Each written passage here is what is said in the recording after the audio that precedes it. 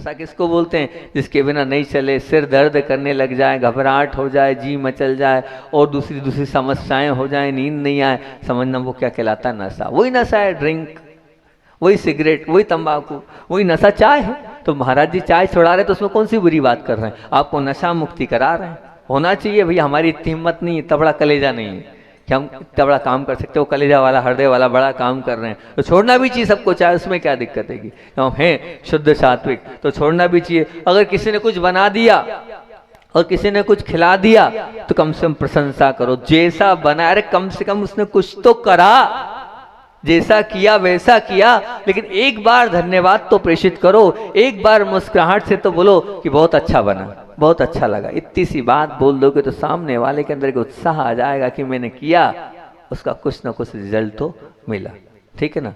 मैं तो भैया किसी से कुछ बनता हूँ चाहे नहीं बनता हूँ, फिर भी मैं प्रोत्साहित कर लेता हूँ कि भैया हाँ बहुत अच्छा बहुत अच्छा, ताकि वो करेगा तो उसे आगे, नहीं तो करने ही नहीं वाला है। तो मैं यही कह रहा हूँ कि आप प्रोत्साहन वाले शब्द बोलो। आपका बालक है, कुछ बड़ा ऑर्डर लेके आ गया, कुछ व्यापार में उसने अच्छा होशियारी वाला काम कर लिया, कम से कम उससे ये तो बोल दिया भैया तू तो हमसे भी आगे निकल गया, बहुत होशियार निकला, तूने तो बहुत अच्छा काम कर लिया, इतने से में वो आगे बढ़ जाएगा। इतनी सी आप अगर अंदर से ऐसी धन्यवाद वाली बात और प्रोत्साहन वाली बात बोल दिएगी। अगर बालक आपका दान कराए तो उससे बोलो बेटा तू मेरे से तो आगे बढ़ गया, तूने तो बहुत अच्छा काम कर लिया, ये उदारता वाला काम कराए, अहोभाव है मेरे लिए। हर कार्य के लिए आप प्रशंसा व्यक्त करो। ध्यान रखना, करोड़ों खर्च करने के बाद भी जो प्रशंसा नहीं आती है वो सिर्फ इतने से में आ जाएगी, एक शाबाशी दे दो, एक शाबाशी भर दे दो। आप इतनी सी शाबाशी अगर दे दी, पीठ ठोक दिया आपने, तो जीवन में चमत्कार आ जाएगा। आप पीठ ठोकने का काम करना चालू कर दो। काय का काम चालू करना है? पीठ ठोकने का काम चालू करना। बहुत बढ़िया बेटा, बहुत अच्छा किया, बहुत अच्छा किया। विचार करना, आपने कभी अपनी बहू की पीठ ठोकी है? अपने बेटे की पीठ ठोकी है? कि हाँ तुमने बहुत अच्छा अपनी बेटी की पीठ ठोकी है? गिनती के मौके होंगे जब आपने पीठ ठोकी होगी और कहा होगा बहुत बढ़िया, बहुत अच्छा, बहुत अच्छा, हम तो कुछ नहीं कर पाए, तुम तो बहुत अच्छे से करते हो, बहुत बढ़िया। इसको पीठ ठोकना कहते हैं। आप वो पीठ ठोकना प्रारंभ कर दो तो निश्चित तौर से हमारे घर का वातावरण बहुत अच्छा बन जाएगा। हम पीठ नहीं ठोकते, हम पीठ को क्या ठोकने की आदत ही नहीं, हम तो क्या होते हैं, पीठ पीछे ठोक देते हैं सामने वाले को। क्या बोल रहा हूँ? पीठ पीछे ठोक देते हैं, मतलब क्या हुआ, वो बाहर हुआ नहीं और उसकी बड़ाई कर देते हैं। ये पीठ पीछे ठोकना कहलाता है। एक पीठ ठोकना कहला, या तो ऐसी बोलते, एक पीठ ठोकना मतलब शाबाशी देना, वो बाहर हो गया और पीठ पे ठोक देना उसके, मतलब उसकी बुराई निकाल देना, वो ऐसा है, वो वैसा है, इसने ऐसा किया, उसने वैसा किया, ये पीठ पे ठोकना हो गया, है ना। तो आप वो मत करो, आप पीठ ठोकने का काम कर दोगे तो निश्चित तौर से हर हो जाएगा। हर एक की आप प्रशंसा करो। हालांकि ये बहुत बड़ी बात है। क्यों बड़ी बात है? क्योंकि एक बात है कि तलहटी से पर्वत पर चढ़ने में जैसे सांस फूलती है ना, हाँफता है आदमी कहाँ, ऊपर चढ़ने में, वैसे छोटों की प्रशंसा करने में मन को बहुत जोर लगता है, बहुत ताकत चाहिए। छोटों की प्रशंसा करने में मन जो है बहुत मारना पड़ता है, जब छोटों की प्रशंसा हो पाती है, नहीं तो प्रशंसा नहीं हो पाती।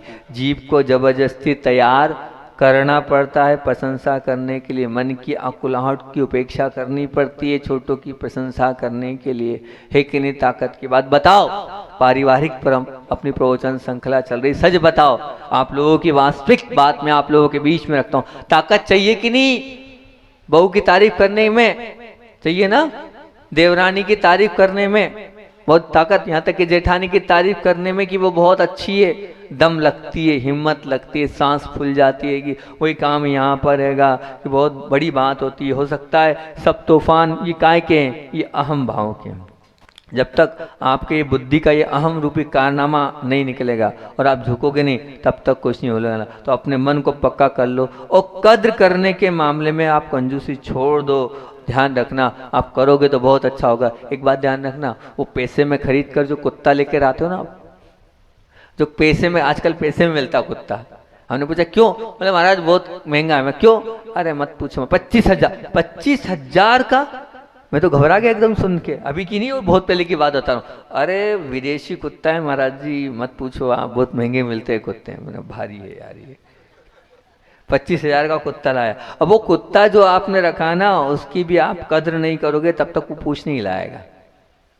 उसकी भी जब कद्र नहीं करोगे तब तक वो पूंछ नहीं हिलाने वाला है। तो ध्यान रखना, जब कुत्ता भी पूंछ नहीं हिलाएगा तो आपके अपने वाले, आप जब तक मुस्कुराओगे नहीं, प्रेम नहीं दोगे, वात्सल्य नहीं दोगे और मुरझाए रहोगे तो फिर कहाँ से वो आपके लिए आगे पीछे घूमेंगे। अगर आप चाहते हो वास्तविकता में कि हाँ कि हमारे साथ और हमारे लिए वो जीवन जिए, तो उसके लिए आप क्या पढ़ना पड़ेगा, अपना समर्पण रखना पड़ेगा। बस एक छोटी सी, जैसे मैंने कहा था ना, 1 tear इज इनफ, एक आंसू की बूंद काफी है अपने पापों के प्रायश्चित के लिए। तो बस एक छोटी सी मुस्कान काफी है अपने संबंधों को बहुत अच्छा बनाने।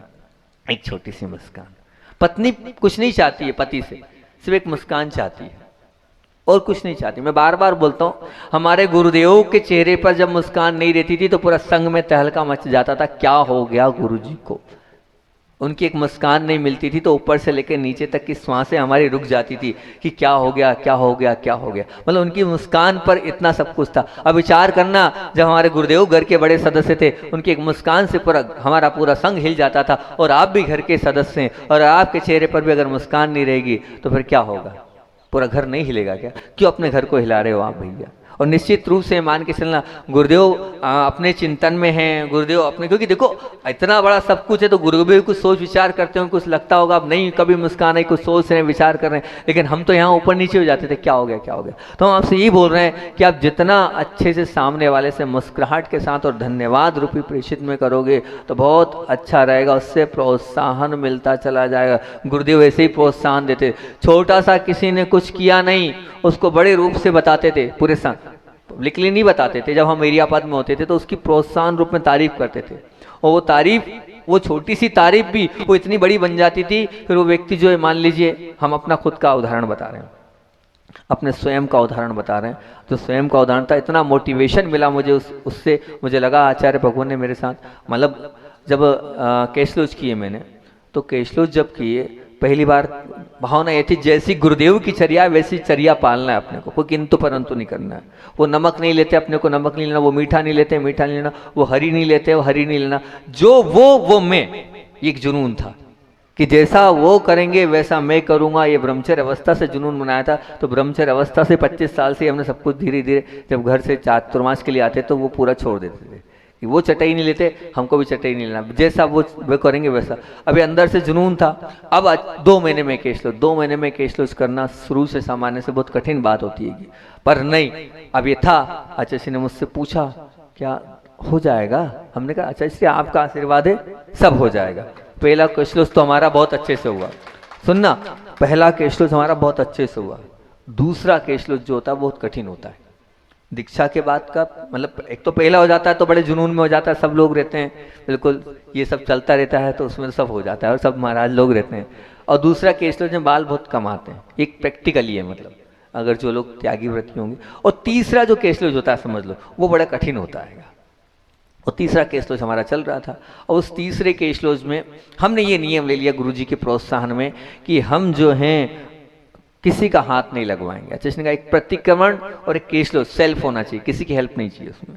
हमने नियम ले लिया कि अब कुछ भी हो जाए, कायसर किया, किसी का हाथ नहीं लगवाएंगे, अपने हाथ से करेंगे। अब वो कैशलोज प्रारंभ किया हमने रात्रि को 2 बजे। अब अभी तो दिन में करते हैं, दिन में ही करेंगे, चिंता नहीं करो, कल कैशलोज होंगे तो दिन में ही होंगे, है ना। तो रात्रि को 2 बजे प्रारंभ किया, और रात्रि को 2 बजे प्रारंभ किया। अब वो कैशलोज था, वो सुना रहा हूँ आप भी थी। कैशलोज प्रारंभ किया तो अब शुरुआत हुई, यहाँ से पहली उंगली कटी, फिर दूसरी उंगली कटी, फिर तीसरी उंगली कटी, फिर चौथी उंगली कटी, चारों खूनम खून। फिर इधर से पहली, दूसरी, तीसरी, चौथी भी कट गई। अब इतने कैशलोज हुए हैं और 12, लगभग 11-12 बज गई। हम यूं करके, कहीं यूं करके, क्यों यूं करके। फिर जब समय सागर जी महाराज जी आए, उनने इस चीज़ को देखा, आहार के समय, मतलब सुबह 2 बजे से बैठा हूँ, दोपहर को 12 बज गई है। तो उनने देखा, उनने कहा भैया इनकी, 1-2 महाराज बोले वो करवा ही नहीं रहे। महाराज करवा लो, क्योंकि उस समय आचार्य, मतलब समय सागर जी महाराज जी ने हमारे कैशलोज किए थे दीक्षा के समय। मैंने कहा नहीं नहीं महाराज जी बिल्कुल हम करेंगे। तो बोले नहीं कर पाओगे, नहीं। वो गए, जाने के बाद जब सब संघ में ऐसा लगा क्या होगा, क्या होगा, क्या होगा, इसके कैशलोज ही नहीं होंगे, अभी तो इतने ही हुए, इतने ही हुए। फिर उसके बाद थोड़े बहुत और हुए, इतने हुए, इतना हिस्सा पूरा हमारा रह गया। और उस समय इतने बाल नहीं थे, कभी फोटो देख लेना हमारी, कैसे बाल थे हमारे। तो अब 1:15 सब लोग आचार्य श्री के रूम में महाराज लोग और आचार्य श्री के पास 2 महाराज गए। आचार्य श्री जी वहाँ केशलो चल रहे, रात को 2 बजे से बैठे हैं और अभी देखने जाएंगे तो 12, 10, 11 घंटे होने जा रहे हैं, 9, 10 घंटे हो गए। आप पहले चलो और थोड़ा सा वो बोलो, वो मान नहीं रहे, वो केशलो नहीं कर रहे, मतलब अपने हाथ से कर रहे हैं। तो सब उंगलियां उनकी पूरी खराब हो चुकी, उनकी हिम्मत नहीं कि वो कर पाए, कल तक भी नहीं कर पाएंगे। अब आचार्य श्री जी आए, कुंडलपुर की बात है, आप लोगों ने अगर विद्या भवन पुराना देखा हो तो वो जो बीच में कुंडलपुर बड़े बाबा भवन था उसमें हम अंदर बैठे थे। आचार्य श्री आए, आचार्य श्री ने मुस्कुराया, मुस्कुराते हुए जैसे ही वो आए उनकी एक मुस्कुराहट के साथ ही जो एक हतोत्साहित तो अंदर से बहुत हो गया था, पर अंदर से ये भावना थी कि नहीं, हाथ से करना है, हाथ से करना है, हाथ से करना है। वो आए और उन्होंने बहुत अच्छे से इतनी अच्छी स्माइल दी, इतनी अच्छी मुस्कुराहट दी कि उस मुस्कुराहट और स्माइल से मुझे लगा कि अब सब हो जाएगा। और उन्होंने मुस्कुराहट दी और ये कहा, अरे क्या बात है, इतने सारे केशलोच कर लिए, क्या बहुत बढ़िया, दुर्लभ, बहुत बढ़िया, बहुत अच्छे से, बहुत बढ़िया, अब इतने से भी हो जाएंगे, कोई बहुत बड़ी बात थोड़ी है, सब हो जाएगा। और इसे माथे पे उन्होंने मेरा हाथ रखा, इतने अच्छे से उन्होंने स्पर्श किया, चिंता नहीं करना, सब हो जाएगा, विकल्प नहीं करना, सब हो जाएगा। इतनी मुस्कुराहट से उन्होंने ये बोला और एक ही लाइन बोली, यही तो परीक्षा की घड़ी हैगी, शरीर अपना है ही नहीं, शरीर अपना है क्या, ये क्या का खून वून आया है, कुछ नहीं है, ये सब ऐसा ही है, चिंता नहीं करना, सब अपने आप हो जाएगा, हमारा आशीर्वाद है। सब महाराज लोग लाए थे कि आप बोल दो, ये मान नहीं रहे, 4 लोग कर देंगे, 15 मिनट में ऑनलाइन पड़ जाएगा। उनने ऐसा मोटिवेशन, ऐसी मुस्कुराहट मेरे अंदर भर दी। उस मुस्कुराहट को देखकर, उस प्रसन्नता को देखकर, उनके उस आशीर्वाद को देखकर, और मुझे ऐसा लगा कि डांट पड़ेगी। मुझे क्या लग रहा था, ऐसे होते हैं क्या केशलो, ऐसा कोई नियम लिया जाता है क्या, 3 घंटे 2 घंटे के केशलो होते हैं, 10-11 घंटे से केशलोच कर रहे हो, तो सामयिक भी करना है, आवश्यक भी करना है, प्रतिकोण भी करना है। पर उन्हें उन सब चीज़ों को कुछ नहीं बोला, उन्हें मुस्कुराहट दी, आशीर्वाद दिया। अब वो जितने केशलोच थे, खून आता रहा, लेकिन वो उनकी मुस्कुराहट भरा चेहरा था, खट खट खट खट खट 2 घंटे में 4 बजे तक पूरे केशलोच हो गए। ये एक मुस्कुराहट, उन्होंने एक मुस्कुराहट प्रेषित करी मेरे जीवन की। मुस्कुराहट मुझे आज भी वो चेहरा याद है, झलकता है कि वो मुस्कुराहट थी कि वो शायद अगले दिन तक मैं केशलोच नहीं कर पाता। एक आए हमारे घर के बड़े सदस्य, उन्हें एक मुस्कुराहट दी, प्रशंसा व्यक्त करी कि जो किया बहुत अच्छा किया, बहुत बढ़िया, और ऐसे करके 2-2.5 घंटे में वो पूरे केशलोच हमारे हो गए। तो ये आप विचार करना कि आपकी वो एक छोटी सी मुस्कुराहट वो कहाँ से कहाँ तक आपको पहुँचा सकती है, ये निश्चित आप मान के चलना। क्योंकि हमारी दयनीय स्थिति में जिम्मेदार हम स्वयं हैं। परिवार का विस्तार किया हमने, परंतु क्या परिवार में प्रसन्नता रखने की कला का हमने विचार ही नहीं किया। दृष्टि बुलंद है और मन अगर हमारा प्रशंसावान नहीं है तो कोई मतलब नहीं है। जीवन की हर स्थिति में आप महान बन सकते हैं, बिल्कुल ईमान के चलना। जैसे एक उदाहरण देता हूं मैं, आचार्य श्री देते थे बहुत अच्छा उदाहरण, कि सूर्यमुखी के फूल को आपने देखा है, गुरु जी का प्रिय उदाहरण, सुबह सुबह के प्रवचन में अधिकतर सुनता था। तो सूर्यमुखी के फूल को देखा आपने, सूर्यमुखी के फूल को देखा आपने। तो प्रत्येक समय सूरज अपना स्थान बदलता है ना। सूर्य कभी स्थिर है, किसी ने देखा ये यहाँ यहीं पे उगेगा, नहीं, आज यहाँ, कल यहाँ, सुबह यहाँ 1 बजे यहाँ, 2 बजे यहाँ, 3 बजे यहाँ, 4 बजे यहाँ, 5 बजे यहाँ, 7 बजे यहाँ, शाम को 6 बजे यहाँ। ये सूर्य अपनी जैसे जैसे वो दिशा बदलता है। तो कहते हैं सूर्यमुखी का जो पुष्प होता है वो भी क्या होता है, उसे उस बात का शिकायत नहीं कि ये सूर्य क्या है, अपना स्थान बदल रहा है। जैसे जैसे सूर्य बदलता है उसी प्रकार वो जो फूल है वो भी अपना मुख उसके हिसाब से बदलता जाता है। जैसा सूर्य वैसा सूरजमुखी का फूल बदलता जाता है और अपने आप को बदलते बदलते बदलते बदलते सब तरफ उसका मुख हो जाता है। और हमेशा उस सूर्य को देखते देखते वो अपने आप को तरोताज़ा बनाते रहता है, तरोताज़ा बनाते रहता है। इसी प्रकार हम भी हर परिस्थिति में कैसा भी किसी ने कुछ किया, जैसे सूर्य उन परिस्थिति से, वो जो सूरजमुखी का फूल है उन परिस्थितियों में आपको अपने आप को क्या कर लेता है, एडजस्ट कर लेता है और बन जाता है। वैसे ही आपको भी बनना चाहिए। हर परिस्थिति में जिसने जैसा किया आप उसको एडजस्ट करो और उसे तरोताजा करो। आपके माध्यम से सामने वाला प्रसन्न होना चाहिए, निश्चित मान चल, क्योंकि निश्चित ये मान के चलना ये संसार है और इस संसार में सतत बदलते रहना।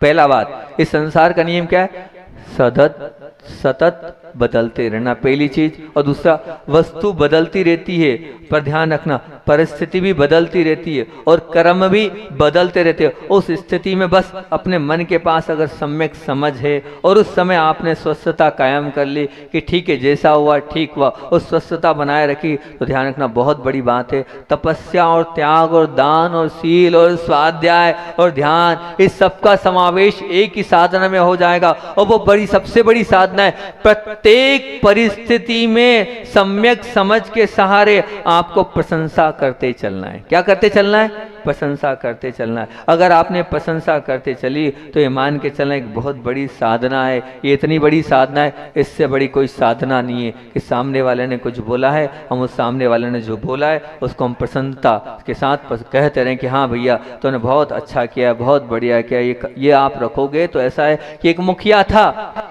उसके पीछे आगे पीछे सब लोग घूमते थे, सब लोग घूमते थे। कैसे घूमते थे? मतलब आश्चर्य बात है, उसका कारण जैसे मधुमक्खी होती ना, वो मधुमक्खी किसके आगे घूमती है? जहाँ शहद होती है उसके आगे घूमती है। तो इसी प्रकार घूमती थी। तो उसका रहस्य यही था कि आपके आगे पीछे लोग इतने क्यों घूमते हैं? तो उन्होंने यही कहा कि मैंने हमेशा अपने घर में एक ही काम किया है। क्या काम किया है? कि हर परिस्थिति में, हर स्थिति में जितने मेरे साथ में रहने वाले लोग हैं उनकी हमेशा प्रशंसा की, चाहे छोटा काम किया हो चाहे बड़ा काम किया हो, चाहे प्रोत्साहित करता हूँ और प्रशंसा करता हूँ और बहुत बढ़िया बोलता हूँ, तब कहीं जाके प्रोत्साहन मिलता है। और जब कहीं जाके आपको गिफ्ट की परवाह रहती तब तो आप बोलते हो, नहीं तो बोलते हो, कहते बहुत बढ़िया, तब तो आप बोलने के लिए एक माइक पर तैयार हो जाते हो कि हाँ भैया ठीक है। तो जब तक आप धन्यवाद देने के शब्द नहीं होंगे और शिकायत वाला जीवन नहीं होगा, इतना मीठा बन जाओ कि आपकी उस प्रशंसा से, उस धन्यवाद से सामने वाला अहो भाव के लिए तृप्त कि हाँ भैया कम से कम बहुत अच्छा काम आपने किया है। तो कम इतना कर लोगे। एक और कल, अब आप तो समय हो गया आचार्य श्री का संस्मरण भी सुनाना है आपको, आचार्य श्री की बात भी आपको बताना है। कल एक और सास बहू की बात बताऊंगा और नए बहुत अच्छी, वो भी आपके लिए कल रखूंगा। लेकिन आप तो अपना आज समय हो गया, लेकिन आज इतनी बात तो आप मेरे से कर लें, कमिटमेंट कम से कम आज के प्रवचन का सार क्या अपने जीवन में लेके आना है?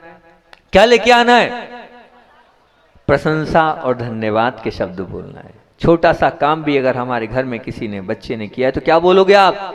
धन्यवाद, बहुत अच्छा, बहुत बढ़िया कर रहे हो, बहुत अच्छी बात है। और मेरा उदाहरण ध्यान रखना, जो मैंने अपना साक्षात उदाहरण आपको दिया है, मुस्कुराहट वाला, जो मेरे लाइव जीवन का लाइव उदाहरण है केसलोज वाला, वो उदाहरण याद रखना है कि एक मुस्कुराहट से महाराज जी के केसलोज 12 घंटे में भी नहीं होते, लेकिन 2 घंटे में कर दिए। तो आपका बच्चा भी आपकी मुस्कुराहट से, हो सकता है बहुत बड़ा कोई काम है वो आपकी एक मुस्कुराहट से वो कर ले। छोटी सी वो मुस्कुराहट आप प्रेषित करोगे, उस मुस्कुराहट से वो बहुत आगे बढ़ जाए। तो मुस्कुराहट दो, प्रशंसा व्यक्त करो, जो किया है उस पर धन्यवाद व्यक्त करो, तो वो धन्यवाद आपके जीवन को बहुत ऊंचा और बहुत आगे बढ़ा देगा। आचार्य भगवान की बात को बोलकर अपनी बात को विराम दूंगा। कुछ बहनें प्रतिभा स्थली की, बहुत अच्छी बात आप लोगों के बीच में रख रहा हूँ। कुछ बहनें प्रतिभा स्थली की जा रही थी। कहाँ जा रही थी? ट्रेन से यात्रा कर रही थी। और जब ट्रेन से यात्रा कर रही थी तो एक नेचुरली है कि प्रतिभा स्थली की एक ड्रेस फिक्स है। उस ड्रेस को देखकर सब लोगों को लगता है क्या है ये, कोई विद्यालय की ड्रेस है, कोई कॉलेज की ड्रेस है, किसकी ड्रेस है ये। तो और एक साथ जब वो होती हैं बहनें, जब 20-25 तो एक ग्रुप होता है, और ग्रुप का जब निश्चित है मान के चलना कि एक वेशभूषा होती है, तो इससे एक अलग अट्रैक्शन हो जाता है। एक सामान्य से आप 8-10 बहनें बैठी हैं तो भी अट्रैक्शन नहीं है। अब वो 8-10 पीछे आ गई एक जैसी ड्रेस में पहन के, सब लोग उधर पीछे मुड़ के देख रहे हैं कि ये कौन आ गया एक जैसी ड्रेस में, लाल लाल साड़ी पहन के। तो वो नोटा की महिला मंडल आ गई, ठीक है ना। तो नोटा की महिला मंडल आ गई तो सबकी एक दृष्टि वहां पहुंच रही है ना। वो एक वेशभूषा का प्रभाव है कि एक जैसी वेशभूषा, वो सब लोग एक जैसी लाल साड़ी पहन के आए, तो वो सब लोगों का ध्यान उधर जा रहा है, हमारे प्रवचन पे नहीं जा रहा है। सब लोगों का ध्यान कहाँ जा रहा है? वो नोटा वालों पे जा रहा है। ये नोटा वाले आए हैं, एक जैसी वेशभूषा में आए, तो एक वेशभूषा का प्रभाव पड़ता है। ऐसी प्रतिभा स्थली की बहनें जा रही थी, तो उस वेशभूषा के प्रभाव से एक अग्रवाल महिला ने पूछ लिया, आप लोग कौन हो और कहाँ से आए हो? आप लोग कौन हो और कहाँ से आए? इनका परिचय तो मैंने दे दिया, आप पूछो मत, ये लोग नोटा से आए हैं, ठीक है ना। इनका परिचय हमने दे दिया, इसलिए आप उधर मत देखो, उधर मत पूछो, अभी हमारी तरफ देखो। तो उन्होंने पूछा बहनों से, आप लोग कौन और कहाँ से आए हो? तो उन्होंने कहा बहनों ने कि हम लोग जो हैं ब्रह्मचारिणियां हैं और हम आचार्य भगवंत विद्यासागर जी की शिष्याएं हैं।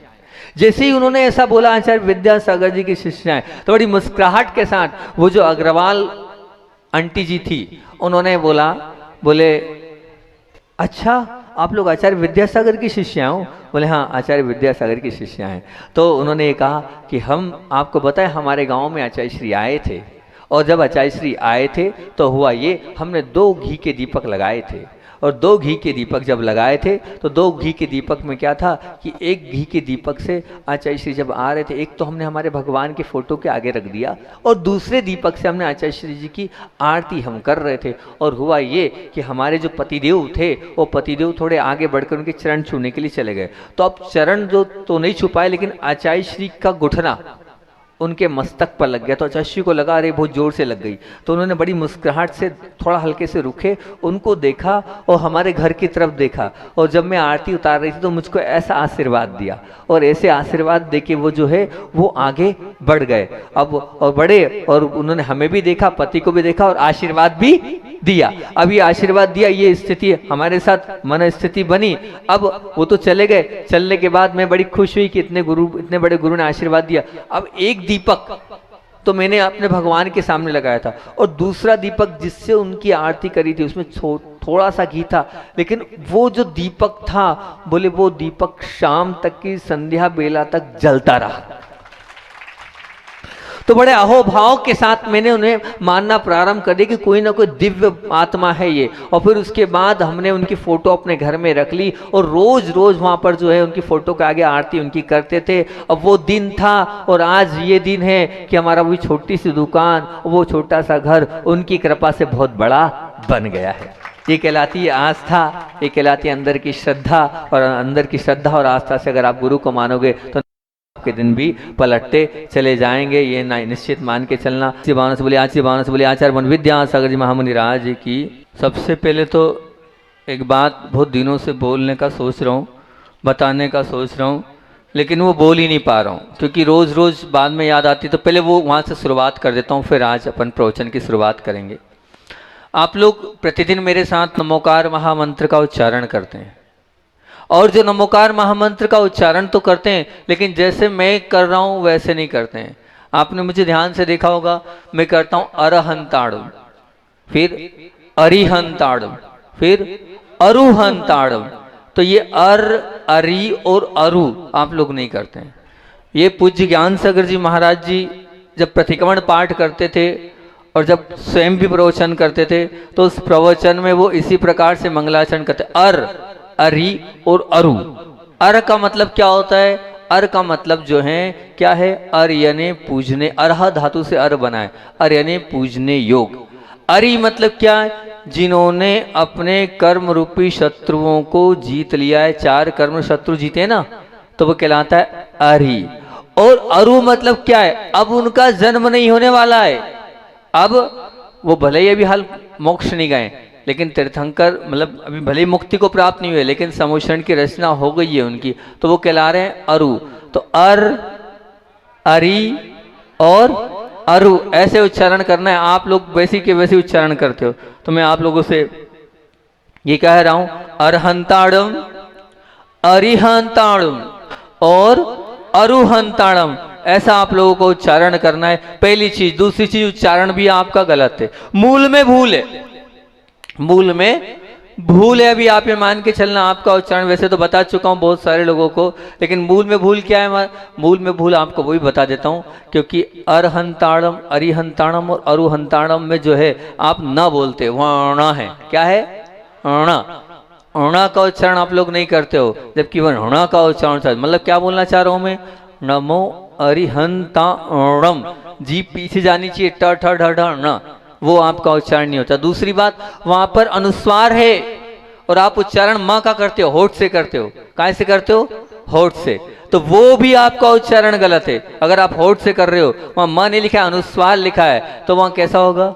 बहुत ध्यान से अब मेरी तरफ आप देखेंगे, शुद्ध उच्चारण आपको सिखा रहा हूँ। कम से कम मैं बहुत दिनों से सोच रहा हूँ, आज याद आ गया है तो शुरुआत मैंने कहा यहीं से कर दूँ, ताकि वो क्या है, आज कम से कम आप लोगों का कंप्लीट वो उच्चारण तो हो जाए। वैसे सुबह करना था, सुबह पूरे पुरुष वर्ग रहते हैं, पुरुष वर्ग तो कोई भी नहीं करता है। अभी किसी से भी पूछूंगा तो वो उच्चारण शुद्ध वो कोई भी नहीं कर पाएगा। तो आप देखना कैसे उच्चारण होता, वैसे ही उच्चारण करना, तो पक्का रिजल्ट आपको मिलेगा, 100% आपको रिजल्ट मिलेगा।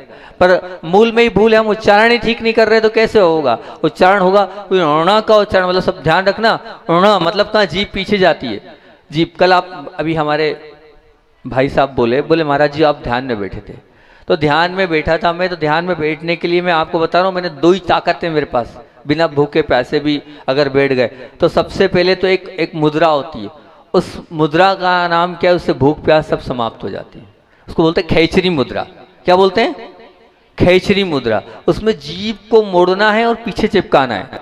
जब जीभ को पीछे मोड़ के आप चिपकाओगे तो एक अमृत बरसेगा। दो लोग उपास वाले बैठे हैं यहाँ, अभी भी कर सकते हैं ट्राई।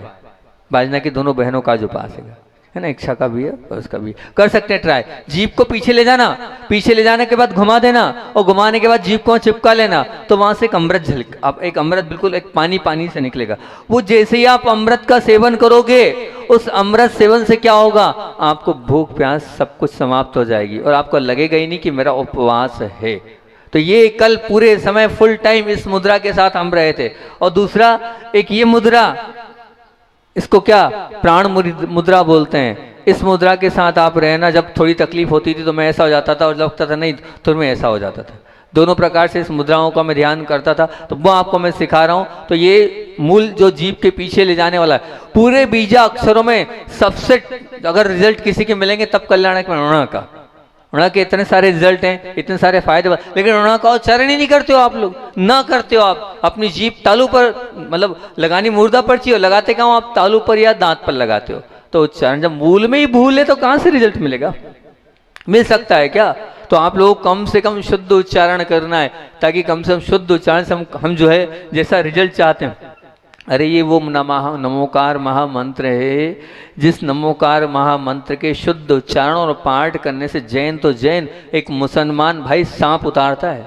विचार करना, क्या उतारता है? सांप उतारता है। सांप कभी इस नमोकार महामंत्र से उतारता है, वो नमोकार महामंत्र है, लेकिन आप करते ही नहीं उसका शुद्ध उच्चारण करो। पूज्य ज्ञान सागर जी महाराज इसका ही मंगलाचरण करते थे। एक बार जब पहली बार मैंने तलवारा में प्रवचन किया, तो वो जो एक सज्जन थे, वो सज्जन आ गए हमारे पास, जीवन में पहली बार प्रवचन किया और मैं इसी नमोकार मंत्र का वहाँ पर मंगलाचरण किया। तो वो आ गए, बोले जैसे महाराज आचार्य ज्ञान सागर जी महाराज जी उच्चारण करते थे, सीधे वैसे का वैसे ही उच्चारण आपका निकल रहा था, अर अरी अरु, और जैसे वो नाक से उच्चारण करके करते थे, पूरा मैं आपको ऑब्जर्व कर रहा था। बोले वो 40, 50, 60 साल पुराने वो ज्ञान सागर जी आपको देखकर याद आ गए। मुझे बड़ी प्रसन्नता हुई, कम से कम अच्छी बात तो है। तो उसके बाद मैंने नियम ले लिया कि प्रयास करूंगा, 99% मेरा मंगलाचरण यही होता है। कौन सा? नमोकार महामंत्र का। जैसे ये मंगलाचरण होता है तो मुझे लगता है बहुत कुछ मिल गया। तो मैं सिखा रहा हूँ, शुद्ध उच्चारण करोगे आप तो निश्चित रूप से आपको बहुत एनर्जी फील होगी, जैसे मैं आपको उच्चारण बता रहा हूँ।